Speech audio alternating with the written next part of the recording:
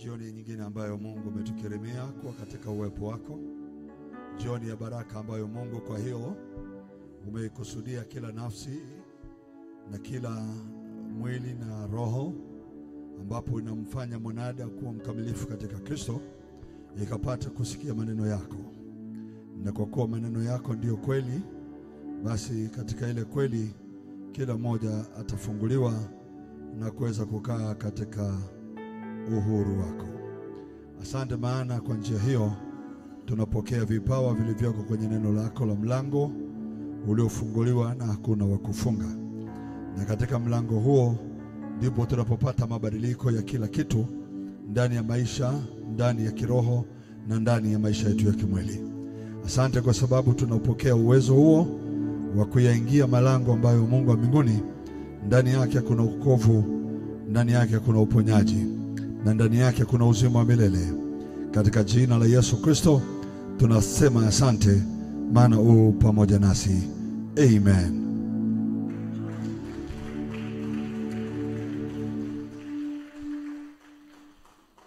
Amen. Tunaweza kukaa. Mungu awabariki. Tunapoenda kuingia kwenye maneno tuliyoanza jana, somo letu linazungumza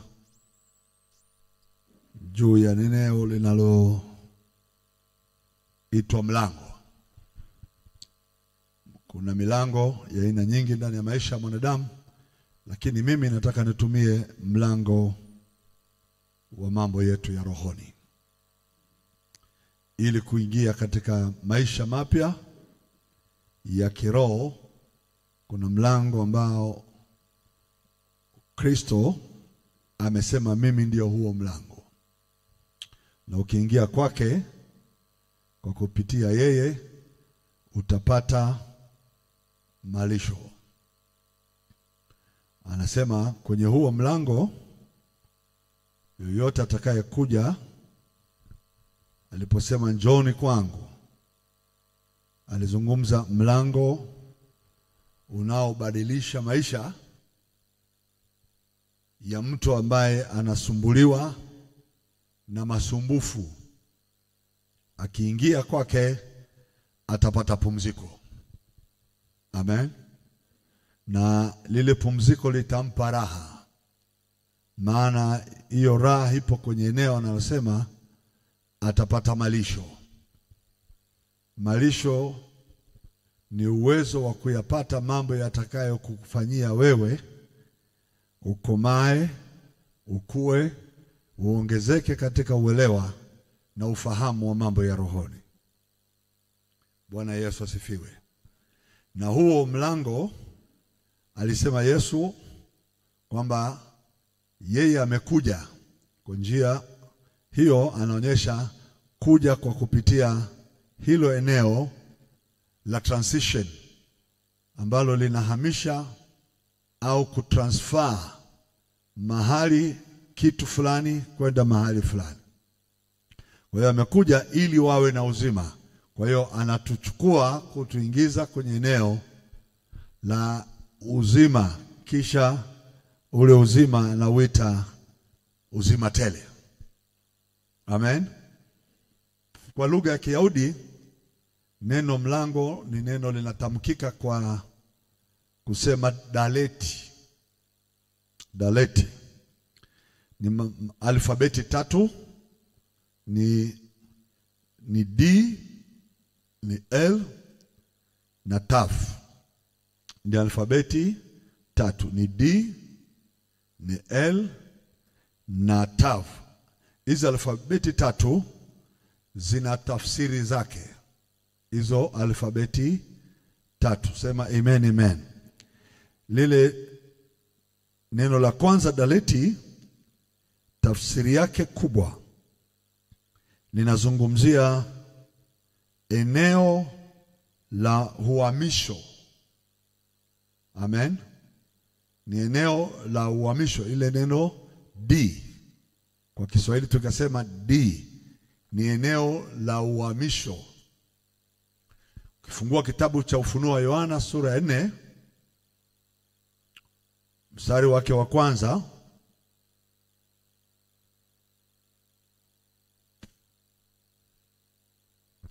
Baada hayo naliona natazama mlango ukafunguka mbinguni, na sauti ile ya kwanza niliyoisikia kama sauti ya baragumu ikinena nami ikisema, panda hata huku juu, uhamisho, nami nitakuonyesha mambo ambayo hayana budi kwako baada ya hayo. Kwa hiyo lile neno D kwa tafsiri yake ni kuingia kwenye eneo la uhamisho. Amen. Sisi katika maisha yetu ya Ukristo lazima tutoke katika eneo fulani kwenda eneo lingine. Ukibaki katika eneo moja, ina maana hautaweza kuyaona na kuyafahamu mambo katika ulimwengu wa roho. Ukristo ni kujua yaliyokuwa sirini, mambo ya rohoni. Kwa hiyo lazima tuhamishwe. Hebu sema hama. Haleluya. Sijui lugha itakuwa sawa au kuhama. Wakolosai sura ya 1. Yesu alipotukomboa, mstari wa 13. Alipotukomboa, tulipomwamini alituhamisha. Tulipokuja kwake, yeye ndiye lango, alitutransfer. Wakolosai sura ya 1. Bwana asifiwe. Sema amen. Mstari wake wa 13 inasema, naye alituokoa katika nguvu za giza, akatuhamisha. Kwa eneo la mlango wa rohoni unapofunguka katika mtu anayeamini, uhama kutoka eneo moja na kwenda eneo lingine. Na hilo eneo anasema akatuhamisha na kutuingiza. Haleluya. Unaona hilo lugha, alituhamisha afu akatuingiza. Kuna mlango uko pale. Bwana Yesu asifiwe. Katika ufalme wa mwana wa pendo lake, ambaye katika yeye tuna ukombozi, yani msamaha wa dhambi. Kwa hiyo katika uelewa, ufahamu ule wa kiroho, ni mlango mkubwa wa kuhamisha mtu. Ukiwa katika ulimwengu wa Kikristo, hauko kwenye dhehebu. Ukishakuwa kwenye dhehebu, hautapata transfer yoyote. Ukishaingia kwenye ulimwengu wa Kikristo, hauongozwi na taratibu za dini. Dini ni kikwazo cha wewe kuhama kutoka kwenye position moja kwenda nyingine. Dini sio mlango wa kitu kizuri. Kristo ndio mlango. Ukishaingia ndani ya Kristo, unapata kuingia kwenye eneo litakalo kuhamisha kwenda eneo moja linaloweza kuitwa hapa katika ile eneo la ufalme wa Mungu. Unahamishwa, unaingia kwenye ufalme. Bwana asifiwe. Unaingia kwenye ulimwengu wa mambo ambayo wengine wakiongea mabaya kwa yanawapata, wewe hayataenda kukupata, maana umehama. Umetolewa katika eneo lenye utawala wa nguvu za giza, umeingia kwenye eneo lenye uwezo kukuzuia usiteswe na maadui zako tena. Kwa lile lango ni eneo la uhamisho. Sema amen, amen. Na mimi natamani kila mmoja apate nafasi hiyo. Yohana akiwa kwenye kisiwa cha Patmo, sura ya 1, ya 2, ya 3, alikuwa akiongea kwenye maono, lakini alipoona lango limefunguka, aliambiwa panda huko juu. Lile eneo lilimhamisha Patmo, likamuingiza mbinguni katika ulimwengu wa roho. Na mimi na wewe tunataka tuingie katika eneo la juu. Sema amen, amen. Tuyaone yaliyopo katika ulimwengu wa roho yanayotuhusu wakati huu na wakati ujao. Kwa hiyo mambo ya wakati ujao hayatakuhangaisha wewe, maana yalishaonekana kabla watu hawajayaona. Wewe utakuwa umeshayaona, wewe utakuwa umeshayajua. Hautaishi maisha ya kushtukiziwa, bali utakuwa na maisha ya uhakika. Kesho ile, mwaka kesho, miaka ijayo, kuna 1 2 3 4, nina uhakika. Haleluya. Sema amen, amen. Katika hilo eneo tunahitaji tuhame. Ndio neno D, dalit, lile neno D. Alfabeti ziko 3, dalit ni D, L na ya mwisho ni tav, au sijui nisemeje kwa ya mwisho, tunasema omega. Ile neno la mwisho la pili linalohusiana na wewe kuhama. Tunahama, tunahamia wapi? Amen. Bwana asifiwe. Unaingia kutoka nje, unaingia ndani. Ndani kuna nini? Bwana Yesu asifiwe.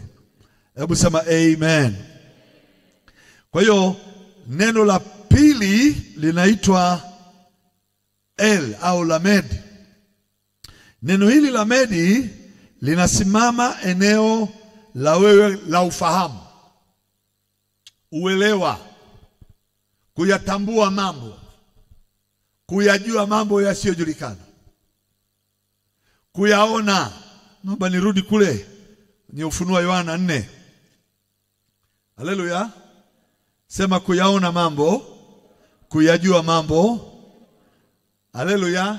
Na kuyasikia mambo ambayo wengine hawayasikii. Ufunuo Yohana anasema, baada ya hayo niliona natazama mlango ukafunguka mbinguni, yani ukafunguka katika ulimwengu wake wa kiroho. Na sauti ile ya kwanza niliyoisikia kama sauti ya baragumu ilikinena nami ikisema, panda hata huku juu, nami nitakuonyesha mambo ambayo hayana budi kwako baada ya hayo. Kwa hiyo unaenda kwenye eneo la ufahamu, unapanda kwenye eneo la uelewa. Ukristo ni eneo lenye mazingira ya ufahamu. Tunaposema ametuhamisha kutoka katika nguvu za giza, ni kumaanisha ametuondoa kwenye eneo la ujinga. Shetani anatawala kwenye eneo la ujinga. Halo? Hakuna mahali pabaya pa kuishi kama eneo la ujinga, kutofahamu. Anasema Yesu akawaambia wale Wayahudi waliomwamini, ninyi mkikaa katika neno langu mmekuwa wanafunzi wangu kweli kweli, tena mtafahamu ile kweli na ile kweli itawaweka huru. Unapokuwa katika ufahamu, shetani hana nguvu. Unapohamishwa kuingia kwenye utawala wa Mungu, unaingizwa kwa njia ya ufahamu. Haleluya. Sema amen, amen. Unapohamishwa, unahamishwa kwa sababu elimu ya rohoni, vile vitu vya rohoni kwako vimefunguliwa, unavifahamu, unavielewa. Akiongea mtu, unajua huyu hana ufahamu wa Mungu. Hata kama amevaa kola, hata kama ana jina la title la askofu, hata kama anaweza kaitwa mtume na nabii, unajua huyu ufahamu wake ni wa dunia hii. Fahamu wa rohoni bado hajawa na uwezo wa kuyajua. Na ule ufahamu wa rohoni lazima upite kwenye mlango ambao ni Kristo. Sema amen, amen. Kwa mfano, ukiyaona mahubiri yanayosikika yakijisifia, mtu akijisifia, mtu anasifia dini, anasifia cheo, anasifia askofu, anasifia mchungaji, anasifia nabii, anabaki hapo, hao ni wa mwilini. Ufahamu wao umeishia hapo. Ya juu ya rohoni hawezi kujua, kwa sababu sifa za mtu wa rohoni zinamjua Kristo. Atamsema Yesu, atamtamka Yesu, atamhubiri Yesu, atawashuhudia habari za Yesu. Maneno yake yako katika eneo lenye mlango unaompeleka mtu mahali pa rohoni. Haleluya. Yesu alisema mimi ni huo mlango. Bwana asifiwe. Sijui kama naeleweka. Bwana Yesu asifiwe. Sema amen. Kwa hiyo neno lile El inavyoandikwa, Bwana Yesu asifiwe, ni eneo la mtu aliyehamishwa akapewa uelewa, ufahamu. Mazingira ya kiroho ya kwake hayako gizani. Nguvu za giza na za uchawi haziwezi kumdhuru, kwa sababu upeo wake hata kama ni nuru kidogo inaweza kampeleka mahali pasipo kujikwaa. Anaweza kaingia mahali asianguke. Sema amen, amen. Haleluya. Pigia Yesu makofi mazuri. Haleluya. Bwana Yesu asifiwe. Ni eneo, akiingia mtu kwenye hilo eneo anaweza akaleta mabadiliko katika uelewa wake, mazingira anayoishi, kazi anayofanya. Haleluya. Chochote atakachoingia kukifanya kitafanikiwa. Hilo eneo tu la Lamed.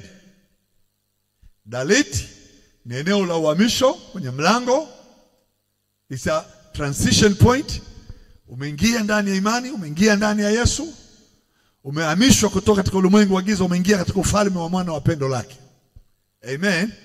Ukishapita hapo unaenda kwenye darasa. Hilo eneo sio wengi wanaingia. Hawapendi. Wakristo wa zama hizi, especially nyakati tunaishi leo, hawapendi kufundishwa. Hawapendi kufundishwa. Na hili ndilo tatizo. Hili ndilo tatizo. Wale waliokuwa hawana mafuta, wanawali 10, wale 5 wana mafuta, 5 hawana. Wale wasio na mafuta waliishia mlangoni wakisema tufungulie. Hawakuweza kuingia. Tuna wengi wataishia mlangoni, na yule wa ndani atawaambia wale walioko nje siwajui. Jamani, mnanisikiliza? Yule wa ndani mahali aliingia yule mwenye mafuta, na yule aliyekuwa hana mafuta alitoka nje. Yule aliyebaki nje akaenda gizani pasipo na elimu. Tunaenda sawa sawa? Alienda nje, ilikuwa ni usiku wa manane, akaenda nje gizani, hana nuru. Alienda kutafuta msaada mahali pasipo na msaada. Anarudi yuko gizani, anabisha hodi na mlango umefungwa. Saa hii mlango umefunguliwa, kila mtu anaweza ingia. Sema amen, amen. Bwana asifiwe. Lakini kuna watu pamoja na kwamba umefunguliwa mlango, wanahangaika kutafuta elimu mahali pasipokuwa na ufahamu wa Kristo. Hamna ufahamu wa Kristo, hamna elimu ya Kristo. Na dunia imewapamba watu walioko madhabahuni kana kwamba wana elimu. Sio wote wana elimu. Elimu ya Kristo nikimaanisha kile alichoandika Paulo kwa Wakolosai. Bwana asifiwe. Fungua pamoja na mimi.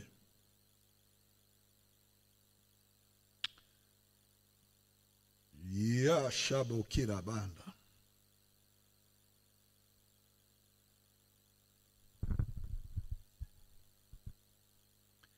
Wakolosai 2 mstari wa 6.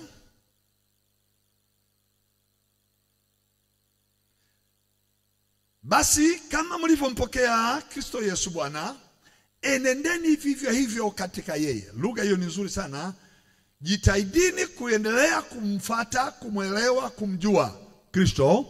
Basi kama mlivyompokea Kristo Yesu Bwana, enendeni vivyo hivyo katika yeye, wenye shina na wenye kujengwa katika yeye. Shina, kujengwa ni kufundishwa, kupewa ufahamu, kupewa elimu ya Kristo. Only that. Sema amen, amen. Mkifanywa upya, mkifanywa imara katika imani, kama mlivyofundishwa, mzidi kutoa shukrani. Mstari wa 8. Angalieni mtu asiwafanye mateka kwa elimu yake ya bure. Elimu ya bure maana yake haina Kristo, haina upeo wa ufahamu. Mwalimu mfundishaye hajapita katika Kristo, akawa yeye mwenyewe transformed, akabadilishwa yeye kwanza. Yeye mwenyewe hajabadilishwa, anayo nuru isiyokuwa na taa, anayo taa isiyokuwa na mafuta. Ana uelewa wa dhehebu lake na dini yake, lakini hana uelewa wa Kristo. Amefundishwa taratibu za dini, kafundishwa taratibu za imani ya dini. Baba askofu alichokisema ndio hicho, sio Mungu alichosema ndio tufuate. Katiba ilichosema ndio hicho, lakini sio Biblia ilichosema tufuate. Sasa wanaokitembelea kwenye katiba yao wakaiacha Biblia, wana ufunuo wa akili za kibinadamu, lakini sio wa Kristo. Wanawafanya watu kuwa mateka. Kwa eneo la mlango wa kuingia kwenye mambo ya rohoni, wao wako gizani, hawezi ingia.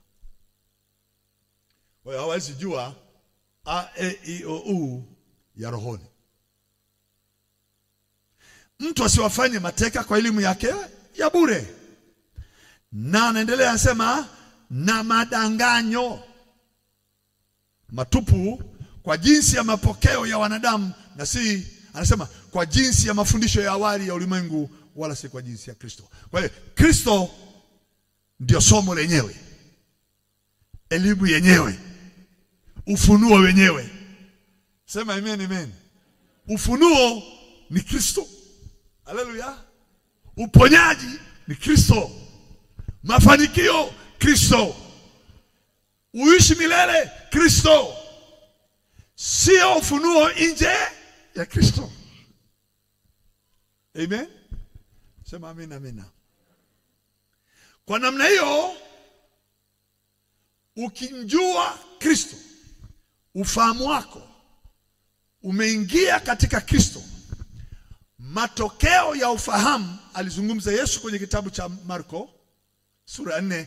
Matokeo ya ufahamu, matokeo ya uelewa. Naomba nisome hiyo.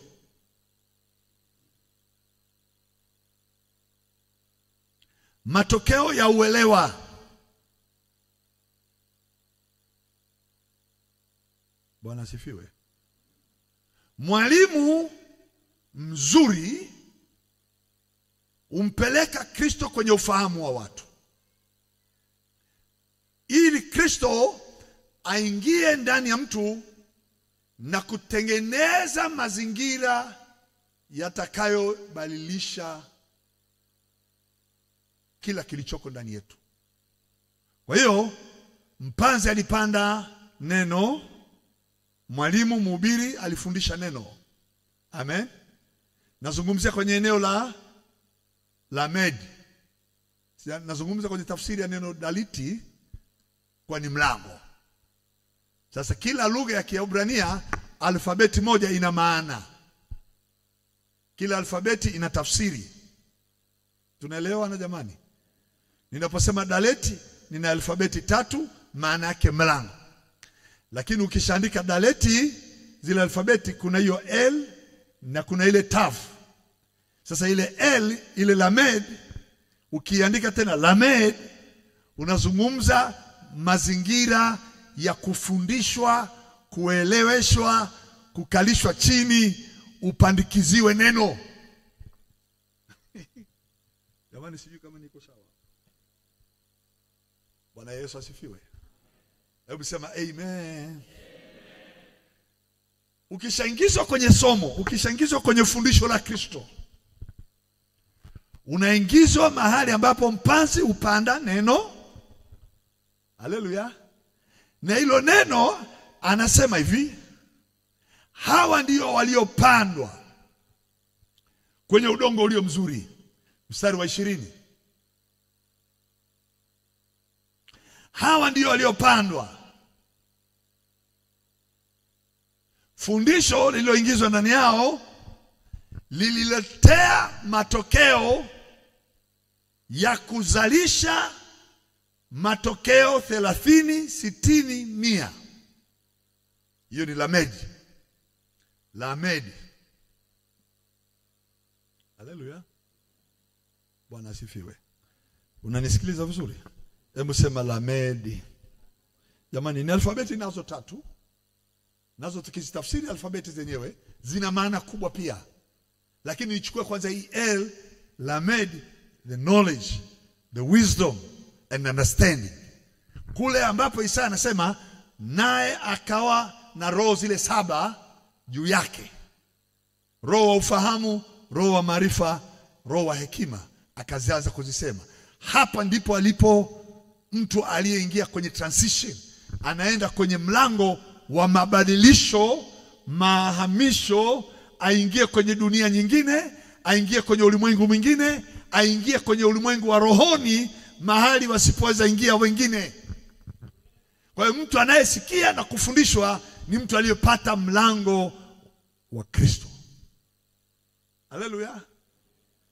Piga makofi kwa Yesu kabisa.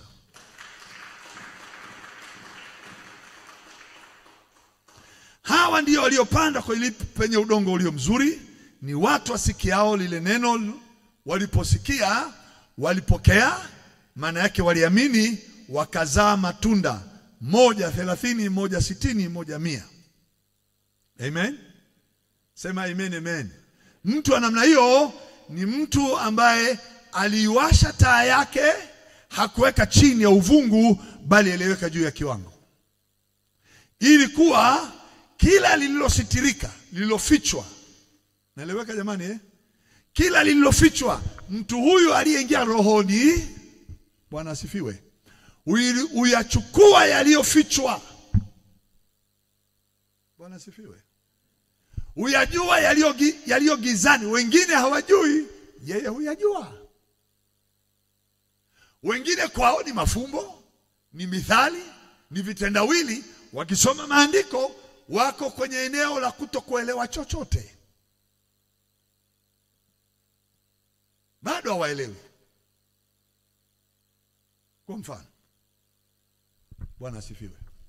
Sema amen, amen. Natafuta mfano utakao kufundisha kuelewa. Wakati naenda huko, nitarudi hapa kwenye hii taa. Amen.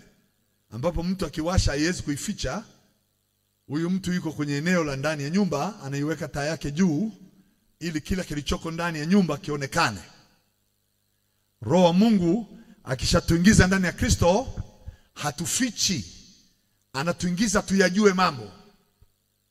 Anatufundisha tuyafahamu mambo.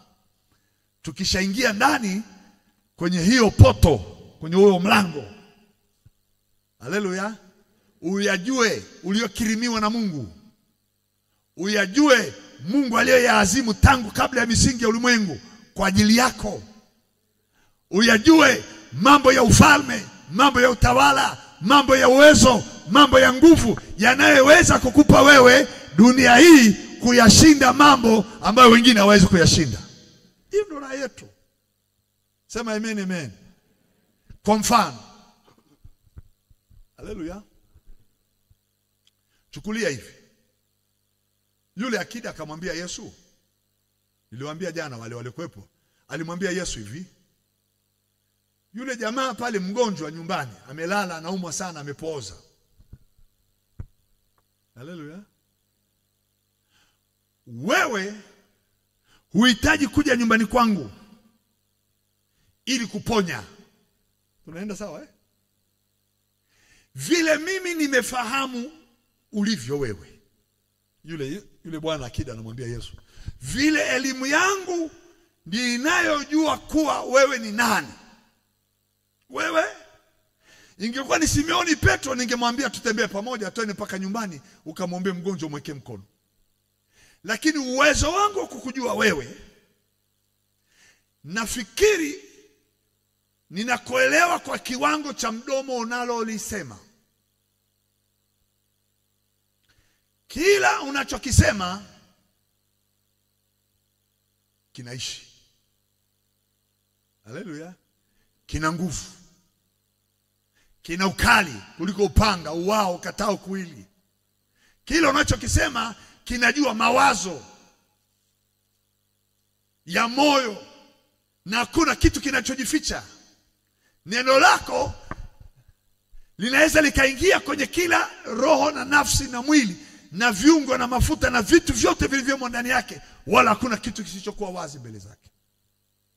Kwa uelewa wangu kukuhusu wewe, sisemi wewe uende nyumbani.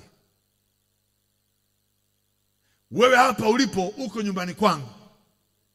Wewe hapa ulipo upo mbinguni. Wewe hapa ulipo upo kila kona la dunia. Hauna haja ya miguu yako bila neno lako. Mimi ninachotaka, neno lako ndio wewe, neno lako ndio uzima, neno lako ndio kweli. Sema yule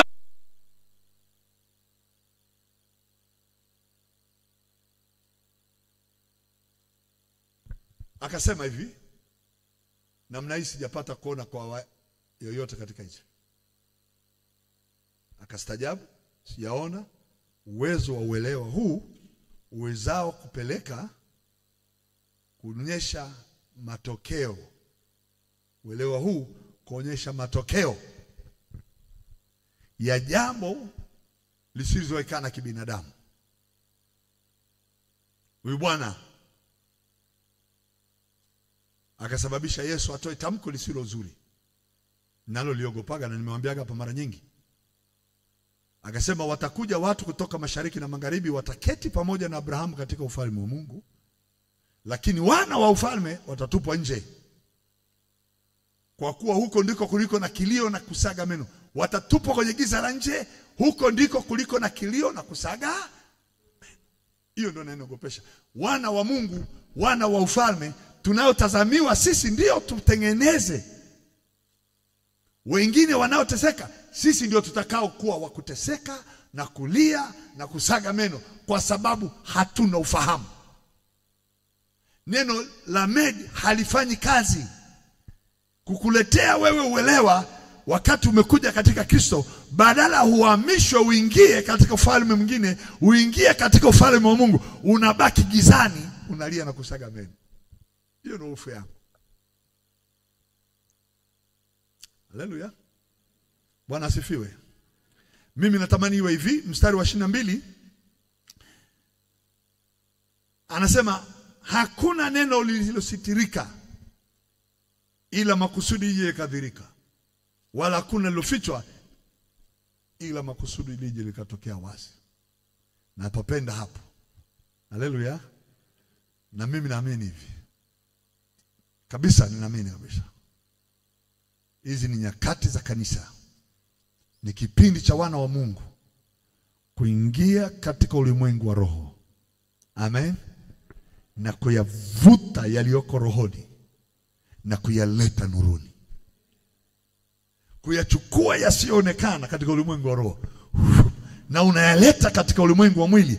Watu wanaanza kusema yani yule Mungu anakaa ndani yake, yule anatembea na Mungu, yule ana majibu ya maisha yangu, yule ana majibu ya kazi yangu, yule. Watu wajue kwamba Mungu anaishi na wewe, maana unayavuta mambo ya rohoni kuwapa watu vitu ambavyo hakuna mtu anaweza kaviona. Haleluya. Sema amen, amen. Maana kipimo kile mtu apimacho ndicho atakachopimiwa, na ataongezewa na kuzidishiwa. Lakini asiyekuwa na kitu, hata kile alichonacho atanyang'anywa. Haya ni mambo ya mlango wa rohoni. Twende kwenye neno la mwisho la tavu. Tavu, hebu sema tavu. Ukiona alfabeti za Kiyahudi za asili, maana ziko alfabeti za asili na za kisasa. Za asili, alfa, alif, alfa ni mchoro wa kichwa cha mnyama, ng'ombe. Amen. Kichwa cha mnyama, alafu hiyo ni alfa. Bwana asifiwe. Alfabeti za Kiebrania za asili. Bwana Yesu asifiwe. Na neno mwisho, neno omega, mwisho wa kwanza na wa mwisho ni msalaba. Amen. Ule msalaba, huyu ng'ombe huyu ambaye ni alfa ndo wa kwanza huyu. Yule anayetoka kwenye boma, nyinyi wafugaji mnajua, ukiona boma kubwa la wanyama kuna ling'ombe lile, lidume lile, lenyewe lile. Hamna mwingine anayetangulia kutoka, yeye ndo anatangulia kwanza, anaenda huko machungani, na ndio anayetangulia mbele kurudi. Toba, si ni kweli? Si kuna ng'ombe wa aina hiyo nyumbani katika boma za Wamasai? Amen. Boma za Wakuria wanazo, boma za Wasukuma wanazo. Yako yale mang'ombe. Yani likipiga ng'ombe yule wa mwisho anasikia, tuondokeni, wanaondoka wote. Tunaelewana watu wa Mungu? Sema amen, amen. Haleluya. Sema amen. Sasa huyo alfa, huyo ni Yesu, ni wa kwanza. Ndiye aliyetutangulia sisi kama mzaliwa wa kwanza walio hai. Sisi tunaoishi na wale waliotangulia, waliokufa, walio hai na waliokufa. Yeye ndio wa kwanza. Na huyo ng'ombe huyo wa kwanza ambaye ni Yesu ndio tuliyemuona aliyetolewa msalabani. Kwa hiyo alama ya tavu ya Kiyahudi ya mwisho ni msalaba. Sasa huo msalaba ukoje? Bwana Yesu asifiwe. Sema amen, amen. Msalaba ni kumwakilisha Mungu, muhuri wake na alama yake aliyomhakikishia aliyekuja kwake hakuna atakayepotea. Wow. Jamani, hiyo lugha ni ajabu sana. Sikiliza hii lugha. Ni alama ya Mungu, msalaba. Yoyote aliyefikia kwenye eneo akakutana na Yesu kwenye msalaba, anapata alama ya muhuri wa Mungu kwamba huyu ni mali yangu na hakuna wa kuninyang'anya. Ile siri ya damu ya Yesu iko pale. Pigia Yesu makofi mazuri kabisa. Lakini pia msalaba ni eneo la utambulisho la ufalme wa Mungu unapozaliwa. Wow. Hii ni ajabu. Hata mimi sijui kwa nini inaongea lugha hivyo. Tavu. Inasema tavu. T-A-V. T-A-V. Haleluya. Tavu ndo neno omega. Ni utambulisho wa ufalme wa Mungu duniani ulipoanza na mwanadamu. Yani the moment unamkubali Yesu ndio Bwana na Mwokozi, na kwa damu yake alikufa kwa ajili yako, pale unazaliwa mara ya pili kwa kumwamini Yesu. Kwa njia hiyo unatoka mautini unaingia uzimani, unatoka hukumuni unaingia kwenye haki.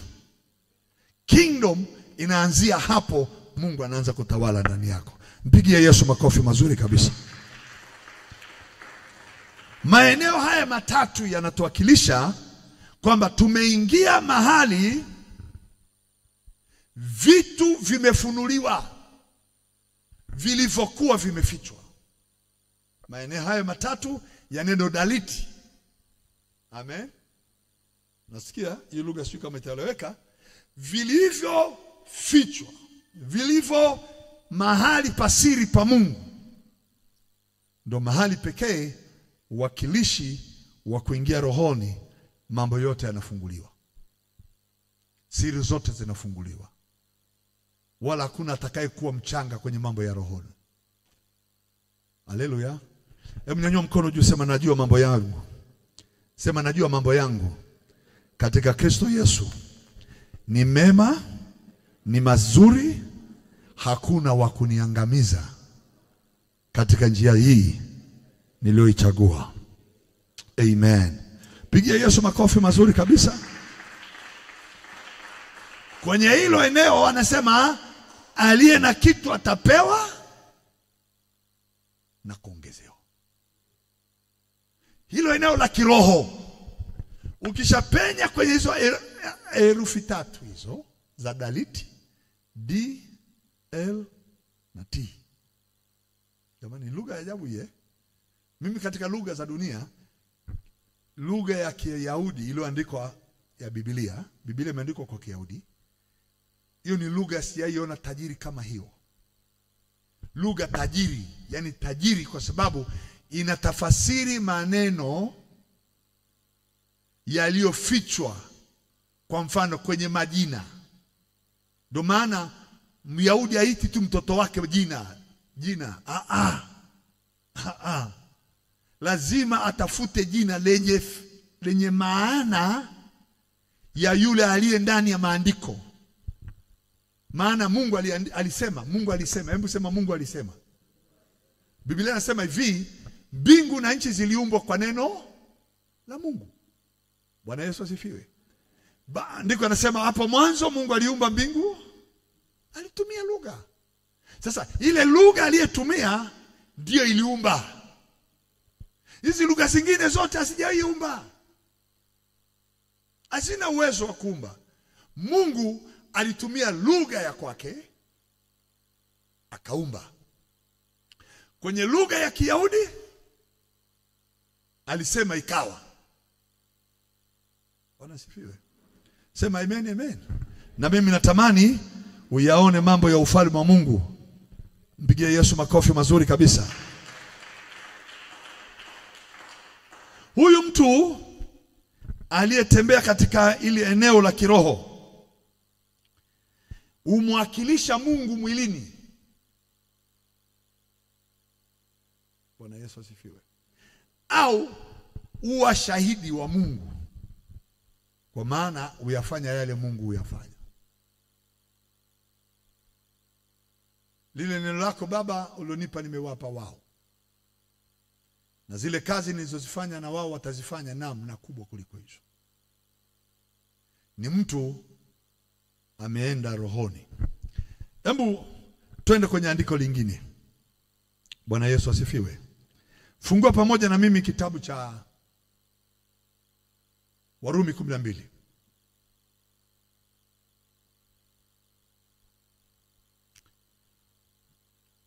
Warumi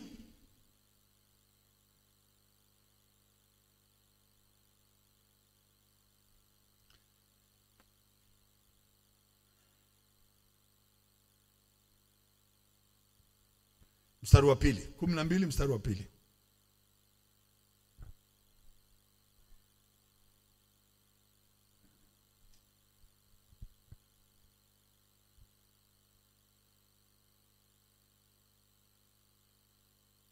Wala msifuatishe namna ya dunia hii, bali mgeuzwe kwa kufanywa upya nia zenu. Wala msifuatishe namna ya dunia hii, bali mgeuzwe kwa kufanywa upya nia zenu, mpate kujua hakika mapenzi ya Mungu yaliyo mema, ya kumpendeza na ukamilifu. Kugeuzwa, kufanywa upya, ni eneo la ufahamu, nia zenu. Amen. Haleluya. Napenda sana mtu akiri, napenda mtu aseme neno. Hebu sema kwa jina la Yesu, kila ninachokiwaza, ninachokikusudia, lazima kiwe chema, chenye kumpendeza Mungu na ukamilifu. Haleluya. Hebu rudia tena, sema kuanzia leo ninafanyika upya ufahamu wangu katika uelewa mambo ya rohoni, jinsi ya rohoni, katika jina la Yesu, ili kuyafanya mambo yatakayompendeza Mungu. Amen. Ni rahisi sana. Bwana asifiwe. Nataka uende pamoja na mimi Mathayo sura ya 6.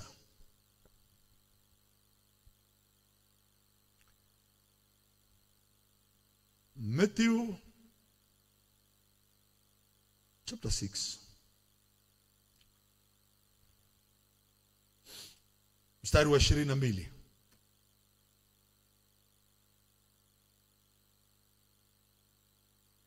Taa ya mwili ni jicho. Basi jicho lako likiwa safi, mwili wako wote utakuwa na nuru. Ukiliangalia hili eneo la hili neno,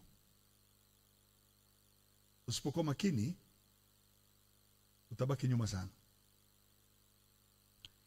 Ukiwafuatilia sana wanadamu wanaotamani kuwa watawala wa dunia, viongozi wakubwa dunia, au ukifuatilia sana watu wanaoitwa Freemasons, Illuminatis, wale jamaa wakikutafsiria neno hili, utakuta hata kwenye nembo zao wanaweza kachora jina, wakachora picha ya jicho. Jicho. Kuna mwingine anakuambia jicho la tatu, sio kuna jicho la tatu. Jicho la tatu sio hili. Wanazungumzia ufahamu fulani. Sawa eh? Yaani unazungumzia nje ya macho yale mambo unayoyaona kwa mwili. Wanayazungumzia mambo mtu anayaona ya rohoni. Sasa wanajivunia wao kwamba wanayajua yaliyo ya rohoni kuliko hata sisi ambao tunafanya maombi ya kufunga na kufunguliwa.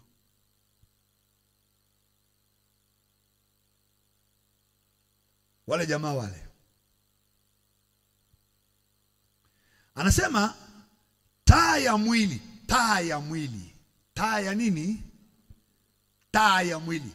Jamani, taa ya mwili, mimi sijawahi kujuaga kwamba mwili unatakiwa uwe na taa. Na hiyo taa Biblia inaita jicho. Amen. Ni sawa sawa na gari. Uwezi ukaliendesha usiku kama halina taa.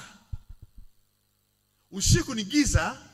Kwa hiyo yule gari liende na lipite kwenye njia inayostahili, linahitaji kuwa na mwanga. Haleluya. Wewe uko kwenye mwili, unachotakiwa uwe na mwanga, uwe na nuru.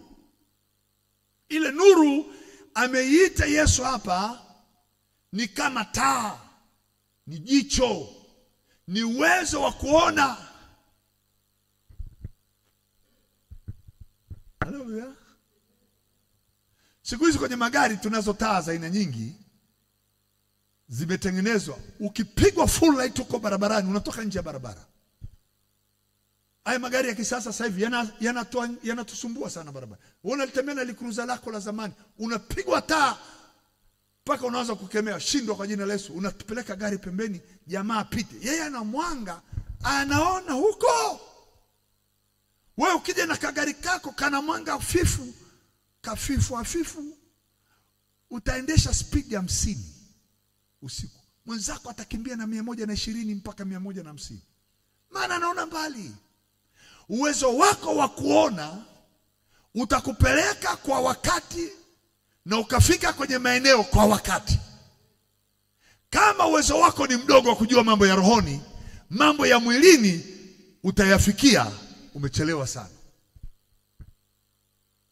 Si mnataka kuishi vizuri, mnataka kula vizuri, mnataka kutembea hapa duniani na raha. Huko mbele ya safari kuna watu wanataa, wanaona Tembo Club wakati wewe uone hata nyumba ya jirani hapa kwenye ulimwengu wa roho. Sasa Mungu atupe macho. Macho haya yatuingize kwenye pazia. Kuhani alipokuwa mkuu, anaingia patakatifu pa patakatifu. Yule jamaa alikuwa anaingia kwenye chumba cha giza sana. Giza kubwa kabisa. Hairuhusiwi mwanga wa jua kuingia, wala hairuhusiwi taa yoyote kwenda pamoja na kuhani kule. Na wakati huo eti kule ndani kuna sanduku la agano la dhahabu. Amen. Kule ndani kwenye sanduku la agano kuna malaika wamewekwa juu ya ile sanduku la agano. Makerubi wawili upande huu na upande huu. Mle ndani ya sanduku kilifungua kuna fimbo ya Haruni iliyochipua. Ukiiweka mahali pengine popote pasipo na uhai, yenyewe itaishi. Amen. Mle ndani kuna mana. Chakula walichokula wana wa Israeli miaka 40 bila kwenda shambani wala kwenda kununua kitu dukani. Amen.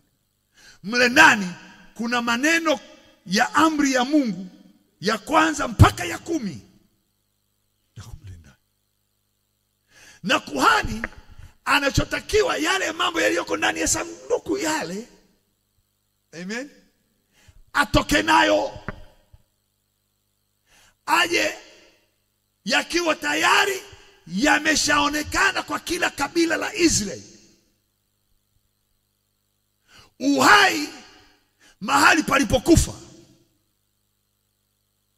ile nguvu ya fimbo inayoleta uhai itokee mahali ambapo wengine wanaweza wakaangalia wasione. Kuhani anapoingia kule anatakiwa ione. Sasa ataingiaje? Alete majibu. Namba 1, anaingia kwenye kinara cha taa 7. Paje hekima, maarifa, ufahamu, kile pale tulichokiweka kwenye ukuta. Na bahati nzuri na mimi nimekitengeneza cha kwangu kingine kiko pale nyumbani. Kinara cha taa 7, sijui siku moja nitakileta hapa. Kizuri sana. Kizuri kabisa, cha shaba nzuri kabisa. Utafikiri nimetengeneza na dhahabu. Nimekitengenezea kutoka nchini Kongo, Kinshasa. Kizuri kabisa. Kinara cha taa 7 cha shaba. Kuhani akifika kwenye hicho kinara, mafuta yanachukuliwa ya hiyo kinara, ambacho hicho kinara Biblia inasema kwenye Ufunuo. Kwenye Ufunuo ya sura ya 1, nami nikasikia sauti kama sauti ya maji mengi, sauti ya nikageuka nimuone nani anayesema na mimi. Akakiona kinara cha taa 7 cha dhahabu, na mtu aliyesema naye yuko kwenye kile kinara cha katikati. Sasa yule aliyeko ndani pale ni Yesu, alafu ndiye anayepeleka taa zile, mafuta yanaenda kutoa mwanga. Hekima, maarifa, ufahamu, kumcha Mungu, uweza, zile roho 7 zikaanza zinatokea. Sasa yale mafuta yale yanamiminwa juu ya ule mtu mmoja, anaingia kwenye ile giza la kule ndani. Akiingia kule gizani, macho yake yanapauliwa. Hayuko gizani tena, na hayuko kwenye tu sanduku, yuko kwenye kila Myahudi aliyoko nje ya kambi. Anatembea kwenye malango yao, anatembea kwenye makazi yao, anatembea kwa watoto wao, anatembea kwenye biashara yao, anaingia kwenye kila kiungo cha mwili. Anajua kuna kaugonjwa kamekaa pale, anajua kuna kikwazo cha kazi kiko pale, anajua kuna mtu fulani anaonewa, anajua kuna mtu fulani ameandikiwa kifo. Anaenda humo ndani ya hao watu kwa njia ya ile mafuta na ile nuru, anayaondoa mateso yao yote. Wakimwona ametoka yule jamaa mle ndani, wanauona ushindi wa Israeli wote. Wanashangilia ile kama watu wanaoshangilia kwenye mipira. Wanapiga kelele, maana wamepata ushindi, wameponywa magonjwa, wamesamehewa makosa, wamefunguliwa biashara zao.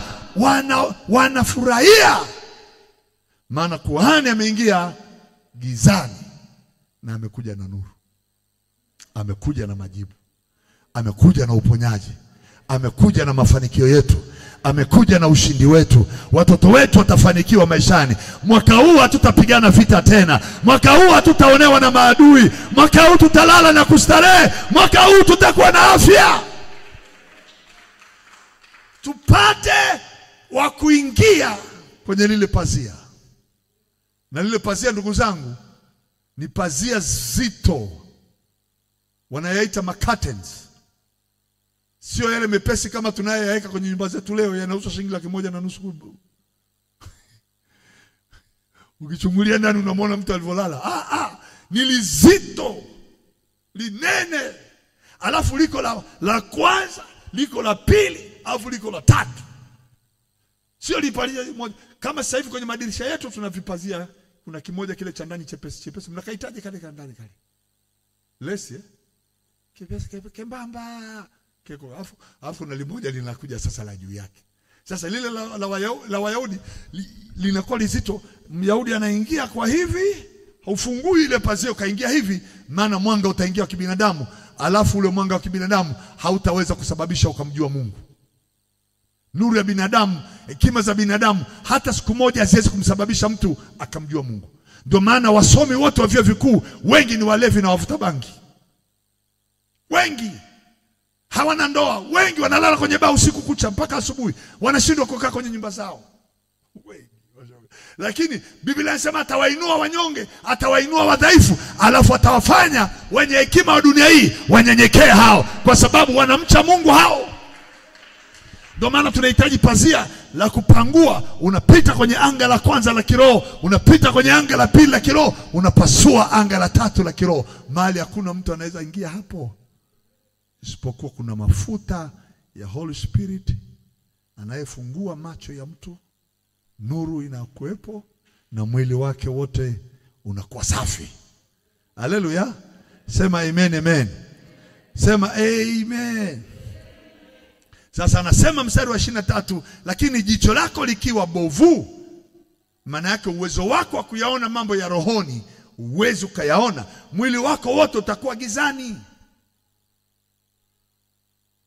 Mwili, maisha tunayoyaishi miaka 40, 50, 60, 100 tukipewa hapa duniani, itakuwa ni maisha ya huzuni, maisha ya tabu, maisha yalijaa dhiki, maisha ya mapambano, ambayo ndio hao wengi wanaotafuta kuombewa watoke kwenye vita. Sasa hivi sisi nyumba ya Abrahamu hatutapita kwenye giza lingine, tutapita kila siku. Watoto wetu watakula, maisha ya afya ya mwili wako, kazi yako itafanikiwa. Wataweka mitego kila upande, lakini itapanguliwa. Hawatakuweza, hawatakushinda, hawatakunyang'anya afya yako. Sema amen.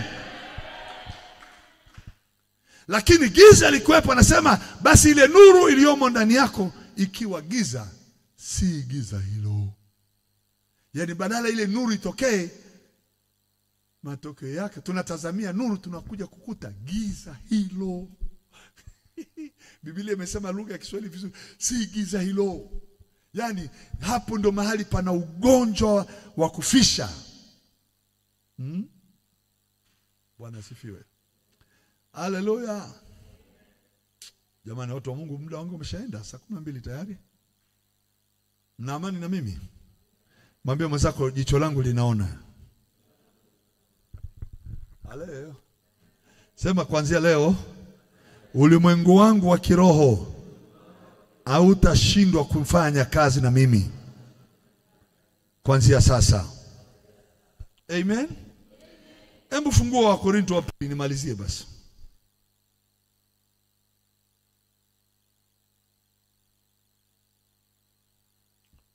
Wakorintho wa pili, kasa kanaenda, lakini namaliza tu sasa hivi. Sura ya 4 mstari wa 4. Nianze mstari wa 3. Wakorintho wa pili sura ya 4 mstari wa 3. Lakini ikiwa injili yetu imesitirika, maana yake imefichwa, imesitirika kwa hao wanaopotea. Yani ule ukweli wa habari za Kristo juu ya maisha tunayotakiwa kuyaishi, kwa kuwa tumempata, watu wengine wanaweza wakashindwa kuyaona hayo maisha tunayoyaishi sisi, kwa sababu tumeamini injili. Amen. Tumechapangua anga la kwanza, anga la pili, anga la tatu. Tumeshahamishwa, tumetoka mautini, tumeingia uzimani. Haleluya. Hayo tunayoyaelewa katika ulimwengu huo, kwa wengine yamefichwa, hawawezi kuyaelewa. Hao waliofichwa, kazi matokeo yao wao ni kupotea. Mstari wa 4, ambao ndani yao Mungu wa dunia hii amewapofusha fikra zao. Kupofusha fikra ni kuwafanya kuwa vipofu wa macho ya rohoni. Akili zao haziwezi kuyapokea mafundisho, elimu za Kristo. Kwa hiyo ufahamu wao haushiki network ya Yesu kabisa. Haushiki. Anasema wamepofuka fikra zao wasiamini, isiwazukie nuru ya injili ya utukufu wake Kristo aliye sura yake Mungu. Wanapofuka nuru ya Kristo hawaioni. Ulimwengu ule wewe unaoingia na kufanya kazi ndani yake na kufaidi baraka za katika huo ulimwengu, mambo ya Kristo aliyotutendea wao hawawezi kuyapata. Wao wako gizani. Sema amen, amen. Sema asante Yesu, umenifungua macho yangu ya rohoni nikayaelewa mambo na kuamini. Nuru yako ikanitokea, nuru ya utukufu wako na uweza na nguvu zako. Amen. Mshangilie Yesu kwa makofi mazuri kabisa.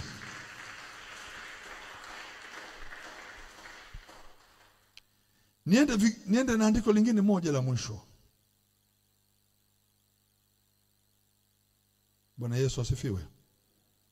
Kwenye ile andiko nataka nilimalizie hivi. Amen.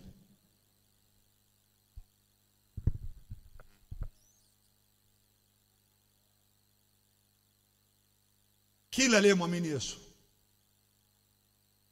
hata katika ujinga wake yampasa na kumlazimu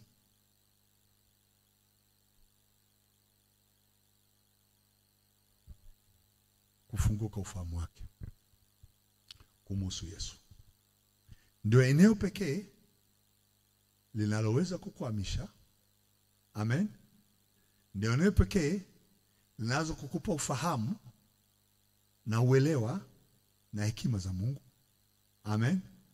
Na ni eneo pekee la muhuri Mungu anaopiga katika maisha yako kwenye msalaba ule, ya kwamba hautamilikiwa wala kuonewa na kitu kingine chochote chini ya jua. Daleti uwezo wa kuona rohoni, ukahamishwa, ukaingizwa katika ufalme wa mwana wa pendo lake. Sema amen, amen. Na kwenye hilo eneo utajikuta uko kwenye vitu vya aina mbalimbali vya kiroho vyenye utukufu na heshima vitakavyozalishia maisha yako matunda 30, 60 hata 100. Nimalizie Wakorinto kwenye eneo moja la mwisho. Haleluya. Sema amen. Jamani, mpo na mimi sawa? Wakorinto wa kwanza. Ninamaliza tu kwa sababu ya muda. Wakorinto, 1 Corinthians na sura yake ya 2.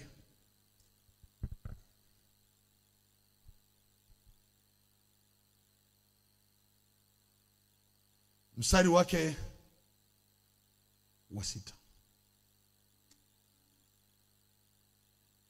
Walakini hiko hekima tusemayo kati ya wakamilifu, ila si hekima ya dunia hii, wala ya hao wanaotawala dunia hii wanaobatilika, bali tunena hekima ya Mungu katika siri ulimwengu wa rohoni, mambo yasiyojulikana, ile hekima iliyofichwa ambayo Mungu aliazimu tangu milele kwa utukufu wetu, ambayo wenye kuitawala dunia hii hawaijui hata mmoja. Maana kama wangelijua wasingelimsulubisha Bwana wa utukufu. Lakini kama ilivyoandikwa, mambo ambayo jicho halikuyaona wala sikio halikuyasikia wala yakuingia katika moyo wa mwanadamu, mambo ambayo Mungu aliwaandalia wampendao. lakini Mungu ametufunulia sisi kwa Roho. Sema amen, amen. Maana Roho chunguza yote, hata mafumbo ya Mungu. Maana ni nani kati ya binadamu ajuaye mambo ya binadamu ile roho ya binadamu iliyo ndani yake?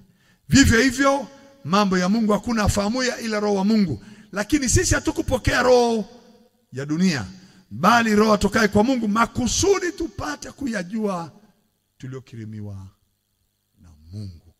Wao. Bwana asifiwe. Tuna vitu ambavyo yatupasa tuyajue. Sema amen, amen. Kuna vitu ambavyo yatupasa tuyajue. Tuyajue tuliokirimiwa na Mungu. Yatupasa. Sema amen. Inamisha kichwa chako, nimshukuru Mungu. Sema pamoja na mimi: Bwana Yesu, asante kwa kuliondoa giza mafahamuni mwangu na kunipa nuru yako, uwezo wa kuingia ndani katika ulimwengu wa roho, kuyajua yaliyofichwa sirini na kuyaishi katika dunia hii, mambo ambayo wengine hawawezi kuyajua, maana kwao ni upuzi, lakini sisi kwetu tuliookolewa ni uwezo wa Mungu. Na maneno hayo uliyotufundisha si kwa hekima ya kibinadamu, bali yaliyofundishwa na wewe Mungu na kutafasiriwa na Roho wako aliye ndani yetu.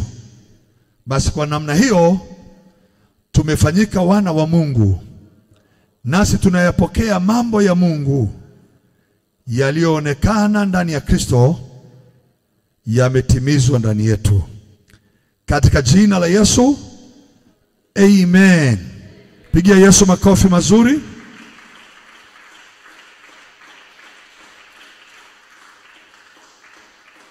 Mungu awabariki kwa kuja. Tuonane Alhamisi.